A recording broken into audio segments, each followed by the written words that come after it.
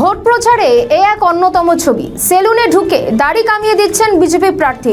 দুবরাজপুরের পর এবার নারায়ণগড়ের বিজেপি প্রার্থী রামপ্রসাদ গিরি প্রচারের মাঝেই বিরল দৃশ্য।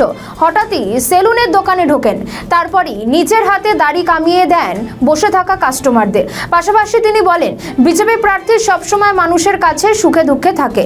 গত বিধানসভা ভোটে আমি নারায়ণগড় বিধানসভায় দাঁড়িয়েছিলাম, কিছু ব্যবধানে হেরে গিয়েছিলাম। তারপরেও 4.5 বছর ধরে আমি সাধারণ মানুষের পাশে আছি। তৃণমূলের মতো জিতে যাওয়ার পর বছরে একবার ভোট চাইতে মানুষের কাছে যাই না। মানুষের সেবা করা, মানুষের পাশে থাকা বিজেপির কালচার, বলেন বিজেপি প্রার্থী।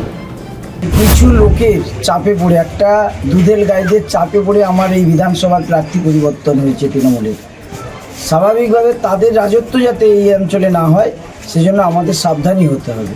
আমি সবাইকে, জনসাধারণকে অনুরোধ করব যে আপনারা এই জিনিসটা খেয়াল করবেন যে কাদের অত্যাচারে, কাদের জন্য আপনাদের প্রার্থী ওখানে পরিবর্তন করলেন, প্রশ্ন করবেন তাদেরকে। আমাদের ভিডিও ভালো লাগলে লাইক ও শেয়ার করুন, কমেন্ট সেকশনে আপনাদের মতামত জানান। আরও ভিডিও পেতে আমাদের চ্যানেলটিকে সাবস্ক্রাইব করুন এবং প্রতি মুহূর্তে খবরের আপডেট পেতে প্রেস করুন বেল আইকন।